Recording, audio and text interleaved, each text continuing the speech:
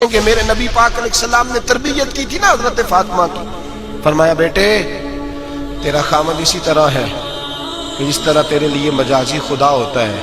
اگر میں کسی کو سجدے کا حکم دیتا تو عورت کو کہتا خامد کو سجدہ کرے. دیکھنا اور میرے نبی پاک کے لفظ ہیں حدیث ترمذی میں. فرمایا جو بی بی اس حال میں مر گئی کہ اس کا خامد اس سے راضی تھا، فرمایا اللہ اس کے لیے جنت کے سارے دروازے کھول دے گا. تربیت کی تھی نا تربیت. تو خود میرے نبی پاک شادی کے بعد حضرت فاطمہ کو لینے گئے، کہا فاطمہ چلا لینے آیا ہوں. تربیت خود کی تھی. بی بی صاحبہ کہنے لگی حضور نبی کا حکم ہے کہ باپ کا، نبی کا حکم نام ماننا کفر ہے. نبی کا حکم کہ باپ کا، حضور نے فرمایا باپ کا. کہنے لگی محبوبہ بیٹھ جائیں، جب تک علی نہیں آئیں گے میں کوئی نہیں جاؤں گی. آپ کی تربیت کا نتیجہ ہے. میں کیسے چلی جاؤں جب تک شیر خدا نہیں آتے. کچی زمین پر یوں اللہ کے رسول تامت سمیٹ کے بیٹھ گئے. دیر کے بعد حضرت علی آئے. ماتھے پہ شکن نہیں. ایک دفعہ نہیں حضور نے کہا کہ میرے گھر میں پلا ہے. جناب علی تو کچھ سالوں کے تھے جب حضور کے در اقدس پہ آ گئے. یہ نہیں اللہ کے رسول نے فرمایا کہ میرے گھر میں پلا ہے، میرا غلام ہے، ساری زندگی میرا دستر نگر رہا ہے، کیسے بول سکتا ہے؟ کوئی لفظ نہیں کہے. فرمایا تو ٹھیک کہتی ہے، شیر خدا آئے. میرے قریب رسول نے فرمایا علی اگر تو اجازت دے تو میں فاطمہ کو لے جاؤں. تو کہا یا رسول اللہ میں آپ کو اجازت دوں؟ تو امیر حرم، میں فقیر بے نوا، تو کجا من کجا. حضور میں آپ کو اجازت دوں. فرمایا بھائی فاطمہ نہیں مانتی. کہتی ہے وہ کہے او میرے بھائی دین جب آئے گا نا، دین جب آئے گا. سیدہ طیبہ طاہرہ حضرت ختیجۃ الکبریٰ کی سہیلی ملنے آئی اور حضرت ختیجہ کے پھٹے ہوئے کپڑے اور پیبند والے کپڑے دیکھ کے تو رو پڑی. کہنے لگی تم مکے کی ملکہ تھی اور دنیا تیری مثال دیتی تھی، اور ختیجہ یہ تو نے کیا حال کر لیا؟ فرمایا چپ کر، میں اس حال میں راضی ہوں جس میں میرے رسول راضی ہے. فرمایا ادھر آؤ، کائنات میں اگر اللہ نے سب سے شان والی بیٹی دی ہے تو مجھے دی ہے، اور میں اس علی کو دے رہا ہوں جس کا مکان بھی کوئی نہیں، کاروبار بھی کوئی نہیں، جس علی کا بظاہر کوئی بینک بیلنس نہیں، کوئی مربع نہیں، کوئی شے نہیں. حضور علی کے پاس کیا ہے؟ فرمایا میرا علی عشاء کے بعد قرآن شروع کرتا ہے تو فجر سے پہلے ختم کر دیتا ہے. میرا علی صبح کی نماز کے وقت تلاوت شروع کرتا ہے تو ظہر سے پہلے قرآن مجید پڑھ دیتا ہے. فرمایا رزق کھاتا ہے، تھوڑا کھاتا ہے پر حلال کا کھاتا ہے. فرمایا پاکیزہ روٹی کھاتا ہے، اور جب میدان میں نکلتا ہے تو برادری کے لیے نہیں نکلتا. جب تلوار لے کے نکلتا ہے تو یہ مکے کے لیے نہیں لڑتا، یہ تلوار لے کے نکلتا ہے تو قومیت کے لیے نہیں لڑتا. بابو کس لیے لڑتا ہے؟ فرمایا یا خدا کے لیے لڑتا ہے یا محمد مصطفیٰ کے لیے لڑتا ہے.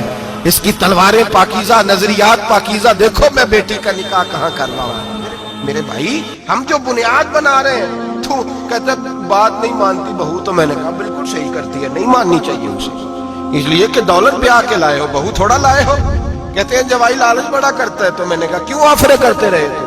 کس نے کہا تھا یہ باتیں کرنے؟ بالکل صحیح کر رہا ہے. وہ جو آپ نے جس بنیاد پہ دیوار بنائی تھی وہ آپ کو مل رہی ہے. میرے نبی کریم صلی اللہ علیہ وسلم نے فرمایا جب تو گھر بنانے لگے، بچی اور بچے کے لیے رشتہ ڈھونڈنے لگے، دین کو، اگر بچے کے دل میں خوف خدا ہوگا تو بیوی کو مارتے وقت ڈرے گا، 100 دفعہ خیال آئے گا. عورت کے اندر خوف خدا ہوگا تو سمجھے گی میرا خامد ہے. اگر وہ نماز سے، قرآن سے، نبی پاک صلی اللہ علیہ وسلم سے وابستہ ہوں گے میاں بیوی، تو ان کے اندر ضرور کچھ نہ کچھ تصورات آئے گا. محبوب سبحانی، غوث سمدانی، شیخ عبد القادر جیلانی رحمت اللہ علیہ، آپ کے والد گرامی فرماتے ہیں کہ میں بھوک بڑی سخت لگی ہوئی تھی، بڑی سخت بھوک لگی تھی تو ایک سیب بہتا ہوا جا رہا تھا، پانی میں تو اٹھایا تو کھا لیا. دل میں خیال آؤ ہو پتہ نہیں کس کا تھا. اب جدھر سے پانی آ رہا تھا ادھر چل نکلا. ایک درخت ہے، باغ ہے، اس باغ کے بہت سارے درخت جھکے ہوئے ہیں. اس دریا کی جانب پتہ کیا کس کا ہے، سمجھ آئی کہ انہی کے باغ سے وہ سیب جو ہے بہ کے گیا ہوگا. کہتے ہیں مالک کے پاس گیا، میں نے جا کے کہا بزرگوں، بڑے نیک آدمی تھے، ان سے میں نے کہا بزرگوں، غوث اعظم کے والد کہتے ہیں، میں نے کہا بزرگوں ایک سیب کھا لیا ہے. تو پریشان ہوں کہ وہ میرے لیے جائز نہیں تھا، بڑی کہہ کرنے کی کوشش کرتا ہوں نکلتا نہیں، مہربانی ہو جائے. انہوں نے کہا میں نہیں معاف کرتا. میرا سیب کیوں کھایا؟ حالانکہ جاتی ہوئی شے ویسے ہی جائز ہے، کیوں تو نے کھایا؟ میں نہیں معاف کرتا. تو بابا جی قیمت لے لو، بخش دو. بابا جی کہنے لگے چل کچھ دن رہ، میرے کھیتوں کو پانی لگا. سید زادے، چڑھتی جوانی، خوبصورت ماتھا، خوبصورت چہرہ، नूर दूर दूर से छलक के पड़े, सादात के घराने का सजा हुआ नौजवान, कई पकड़ के, कुदाल पकड़ के बाबा जी के खेतों को, बाग को पानी लगाते। कुछ महीने रहे तो बाबा जी से कहने लगे, बाबा माफी। कहने लगे नहीं मिल सकती। का किस तरह मिलेगी? कहने लगे एक बेटी है मेरी, आंखों से अंधी है, कानों से बहरी है, जुबान से गूंगी है, टांगे भी कोई नहीं दोनों, बस सांसें चलती हैं, तू शादी करे तो माफ कर देता हूं। हजरत गौसे पाक के वालिद गिरामी कहने लगे मुझे कबूल है, मेरे अंदर जो रिस्क चला गया उसको पाक करना है, कहीं वजूद जहन्नम कहीं धन्ना बन जाए, मेरी तो नौरानियत चली जाएगी सारी अगर मैं इस तरह का, मुझे कबूल है। निकाह हो गया। कहते जब हुजला उरूसी में दाखिल हुआ, रात कमरे में गया तो मैंने आंखों से देखने वाली, कानों से सुनने वाली और हूर से मिलती जलती एक खूबसूरत औरत बैठी देखी। मैं पलट के बाहर निकला दौड़ के, मैंने कहा बाबा मेरे वाली नहीं, वो तो अंधी थी, वो अंधी थी, वो बहरी थी, गूंगी थी, ये कौन है? हुजूर गौसे आजम रज़ी अल्लाह तआला अन्हु के नाना जी कहने लगे बेटे अंधी इसलिए कहा था कि जब से पैदा हुई है इसने गैर महरम का चेहरा नहीं देखा। गूंगी इसलिए इसको कहा है कि इसकी जुबान पे न गीबत आई न चुगली आई। मैं प्यार करने वाला बाप हूं पर इसने कभी मुतालबा मेरे साथ भी कोई नहीं किया। इसकी जुबान पे या खुदा का जिक्र रहता है या मोहम्मद अरबी का दुरूद रहता है, इसके अलावा बोलती नहीं है, लिहाजा गूंगी है। और फरमाया कोई गीबत करने लगे, चुगली करने लगे, झूठ बोलने लगे तो उठ के चली जाती है, सुनती नहीं, लिहाजा पैरी भी है।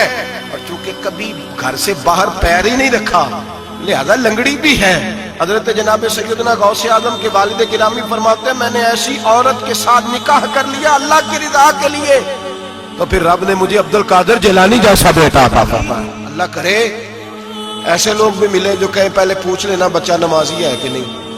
अल्लाह करे कि रिश्ते ढूंढते वक्त ये कोई पूछने लग जाए, अल्लाह करे कि कोई पूछने लग जाए कि बच्ची पर्दादार है कि नहीं, अल्लाह करे कोई पूछने लग जाए कि बच्चा कुरान शरीफ के साथ दिलचस्पी रखता है कि नहीं, उसे हुजूर की नातें अच्छी लगती हैं कि नहीं, वो नबी पाक के नाम का नारा लगाना जानता है कि नहीं, कभी कभी उसकी आंखों में मुस्तफा के लिए कोई आंसू आया है कि नहीं, कभी वो तड़पा है कि नहीं, कभी वो रोया है कि नहीं, कभी उसे महबूब पाक अलैहिस्सलाम की गुलामी पे नाज हुआ है कि नहीं, कभी ऐसा हुआ है कि वो सर पे पगड़ी बांध के, चेहरे पे दाढ़ी सजा के, सफेद रंग का जोड़ा पहन के शीशे के आगे खड़े होकर कहता हूँ आज मैं बड़ा हसीन लग रहा हूँ इसलिए कि मैं अपने मोहम्मद अरबी के लिबास पे लिपटा हुआ हूँ, अपने रसूल का मैंने अंदाज अपनाया है। अल्लाह करे ऐसे भी होने लगे।